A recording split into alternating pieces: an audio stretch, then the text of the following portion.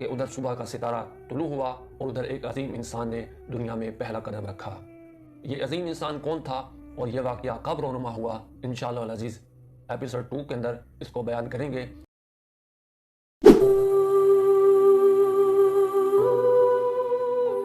بسم اللہ الرحمن الرحیم، السلام علیکم ورحمۃ اللہ وبرکاتہ۔ معزز ناظرین، سیرت ابراہیم علیہ السلام ایپیسوڈ نمبر 2۔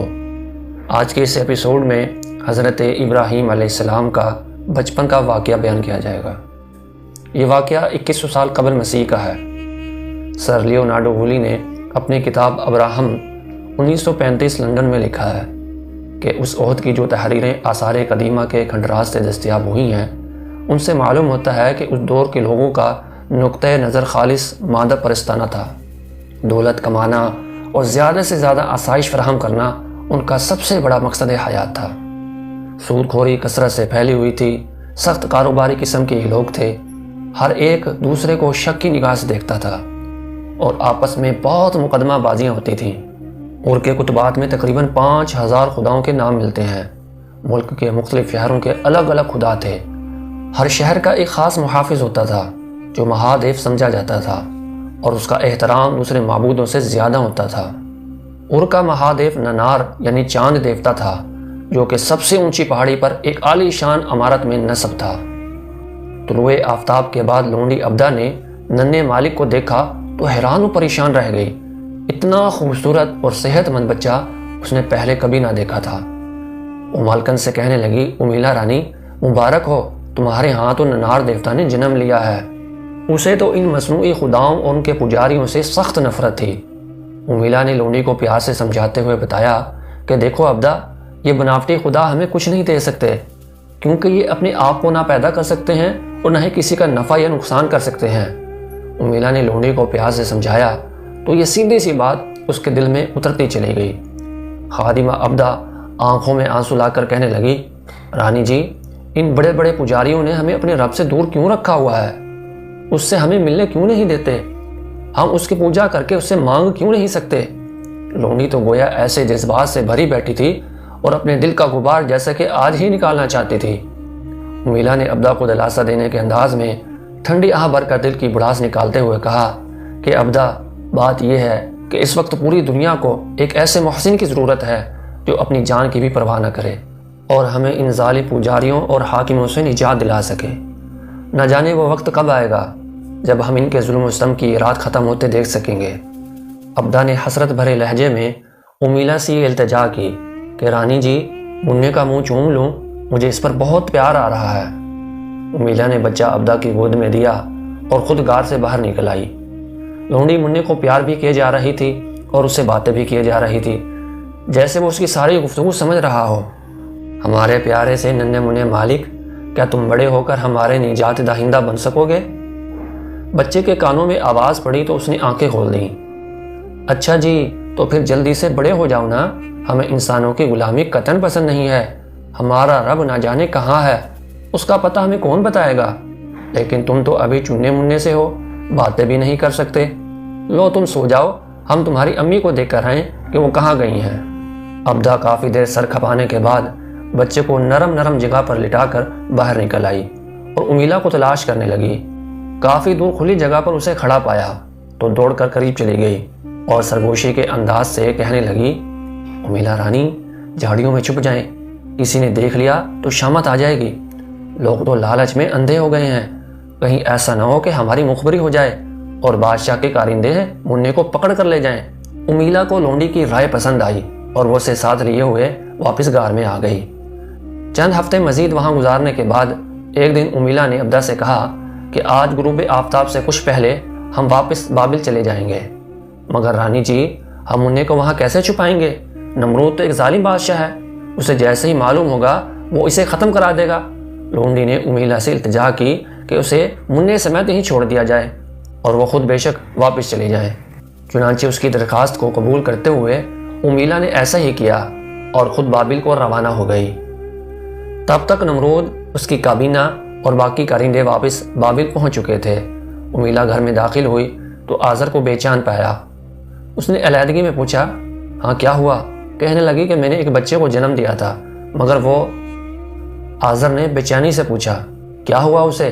امیلہ نے رونے والا منہ بنا کر جواب دیا کہ وہ مر گیا ہے، اور تصدیق کے لیے 4 آنسو بھی بہا دیے۔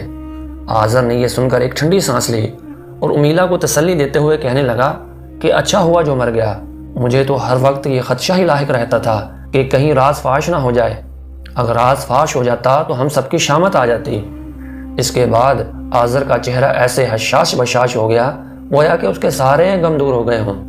دوڑتا ہوا اپنے بت خانے میں گیا اور وہاں اپنے ہی ہاتھوں سے بنائے ہوئے بتوں کے آگے ذلیل ہونے لگا، کبھی گھٹنوں کے بل جھک جاتا اور کبھی سجدہ کرنے لگتا۔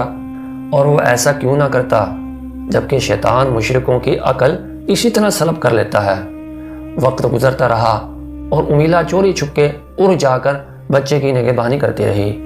1 سال اسی طرح بیت گیا۔ اس عرصہ میں امیلہ اور عبدہ نے بچے میں بعض معجزاتی باتوں کا مشاہدہ کیا تو ان کی محبت بچے کے ساتھ اور بھی بڑھ گئی۔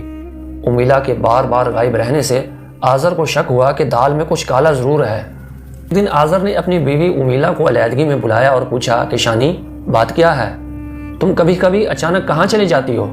وہ امیلہ کو پیار سے شانی بھی کہا کرتا تھا۔ امیلہ نے بات کو ٹالنے کی کوشش تو بہت کی، مگر جب اس نے دیکھا کہ آزر کمینگی پر اتر آیا ہے اور بہت ضد کر رہا ہے اور یہ کہ آخر وہ اس بات کو کب تک چھپائے گی، تو اس نے سارا واقعہ صاف صاف بیان کر دیا اور التجا کرنے لگی کہ اس راز کو ابھی فاش نہ کیا جائے۔ یہ سن کر آزر سوچ میں پڑ گیا اور کافی دن اسی پریشانی میں گزار دیے کہ انجام کیا ہوگا۔ بالآخر ایک دن دل کو مضبوط کر کے اپنے خاص ساتھیوں پر یہ راز فاش کر ہی دیا اور ان سے مشاورت کی کہ کیا اسے شہر لے آؤں، بادشاہ سلامت سے کچھ خطرہ تو نہ ہوگا۔ سب نے بالاتفاق کہا کہ خطرہ ٹل چکا ہے اور بادشاہ سلامت اس بات کو بھول چکے ہیں، بلکہ بابل واپسی پر نجومیوں اور کاہنوں کو بہت برا بھلا بھی کہا تھا۔ اسی کشمکش میں 3 ماہ گزر گئے۔ بالآخر آزر نے بچے کو شہر لانے کا فیصلہ کر ہی لیا۔ ایک دن امیلہ سے کہنے لگا کہ چلو بچے کو لے کر آئیں، اور دونوں میاں بیوی عصر کے قریب وہاں پہنچ گئے۔ جب آزر نے بچے کو دیکھا تو اس کا منہ کھلے کا کھلا ہی رہ گیا کہ 15 ماہ کا بچہ پورے 15 سال کا لگ رہا تھا۔ اسے تو یقین ہی نہیں آ رہا تھا کہ اس بچے کو امیلہ نے 15 ماہ قبل جنم دیا ہوگا۔ جب شانی نے اسے بچے کے متعلق بعض معجزاتی باتیں بتائیں تو وہ مزید حیران ہوئے بغیر نہ رہ سکا۔ بچے نے جب ماں کے ساتھ ایک مرد کو دیکھا تو بچے نے پوچھا امی جان یہ کون ہے؟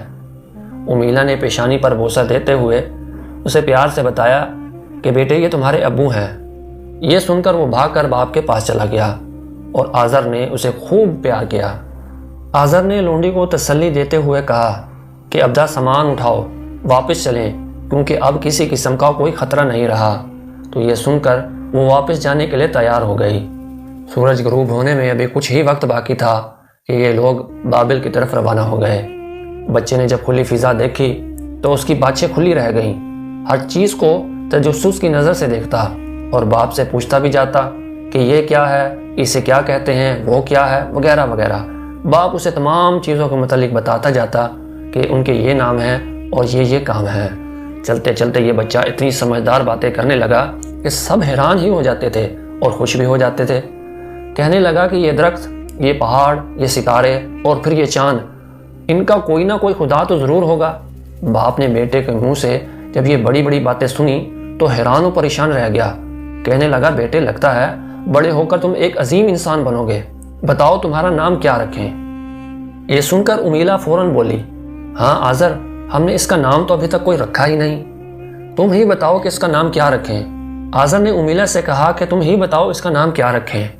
امیلہ کے جواب دینے سے پہلے ہی عبدہ نے اجازت چاہی اور کہا کہ مالک میں نے کچھ دنوں سے منا جی کے لیے ایک پیارا سا نام سوچ رکھا ہے، اگر آپ کی اجازت ہو تو بتاؤں۔ اس سے پہلے کہ آزر لونڈی کو ڈانٹ پلاتا، امیلہ نے اس کا دل رکھنے کی خاطر کہا کہ عبدہ ٹھہر جاؤ، ذرا اپنے مالک کی رائے تو سن لو تب کچھ کہنا۔ یہ سن کر آزر نے عبدہ کو اپنی بات کرنے کی اجازت دی اور کہا کہ خیر کچھ حرج نہیں ہے، عبدہ کا انتخاب بھی سن ہی لیتے ہیں کہ آخر وہ کیا انتخاب کرتی ہے۔ عبدہ نے کہا کہ پہلے امیلہ رانی سے پوچھیں، انہوں نے بھی ایک نام سوچ رکھا ہے۔ آزر نے امیلہ کو شرارت کے لہجے میں مخاطب کرتے ہوئے کہا ہاں تو بتائیے رانی جی، ہمارے بیٹے کا کیا نام ہونا چاہیے؟ امیلہ نے اپنا بیان جاری کیا کہ جس طرح سے ہمارے بیٹے کی عادات ہیں اسے تو قوموں کا باپ ہونا چاہیے۔ میری مراد یہ ہے کہ اس کا نام۔ ابھی بات مکمل نہیں ہوئی تھی کہ آسمان پر یکدم تیز روشنی پھیل گئی، جس سے چاروں طرف اجالا ہو گیا۔ روز روشن کی طرح سب کچھ نظر آنے لگا۔ ڈر کے مارے سب نیچے بیٹھ گئے اور سب کے رونگٹے کھڑے ہو گئے۔ سروں کے اوپر شاں شاں کی آوازیں بھی آ رہی تھیں کہ جیسے بہت سارے پرندے تیزی سے گزر رہے ہوں۔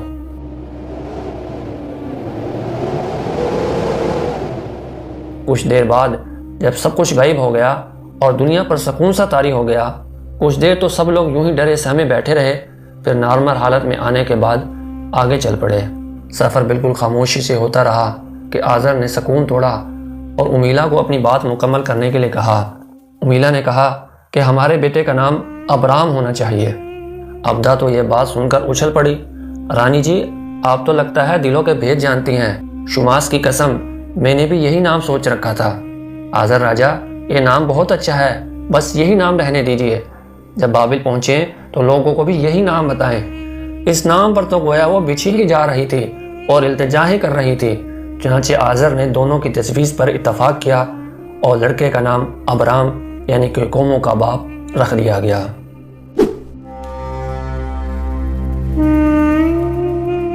دو تہائی رات گئے یہ چھوٹا سا قافلہ بابل شہر میں داخل ہو گیا۔ بابل میں داخل ہونے کے بعد کیا نمرود کو اس بات کی خبر ہو گئی؟ کیا اس نے ابراہیم علیہ السلام کو پکڑ لیا؟ کیا آذر کو سزائیں سنائی گئی؟ یہ سارے کے سارے کیا معاملات بنے؟ کیا واقعات رونما ہوئے؟ ان سب کا ذکر انشاءاللہ العزیز ایپیسوڈ 3 کے اندر کریں گے۔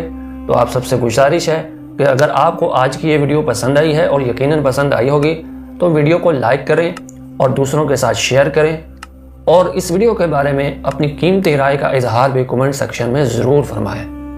اور اگر آپ پارٹ 3 بھی دیکھنا چاہتے ہیں اور اس طرح کی مزید موٹیویشنل اور اسلامی واقعات کی ویڈیوز دیکھنا چاہتے ہیں تو ہمارے چینل کو ضرور سبسکرائب کریں اور بیل آئیکن کو دبانا بالکل نہ بھولیں تاکہ ہر نئی آنے والی ویڈیو کا نوٹیفیکیشن بر وقت آپ تک پہنچ سکے۔ تو ملیں گے اگلی ایک اور ویڈیو میں ایپیسوڈ 3 میں۔ تب تک کے لیے اجازت دیجیے۔ السلام علیکم ورحمۃ اللہ وبرکاتہ۔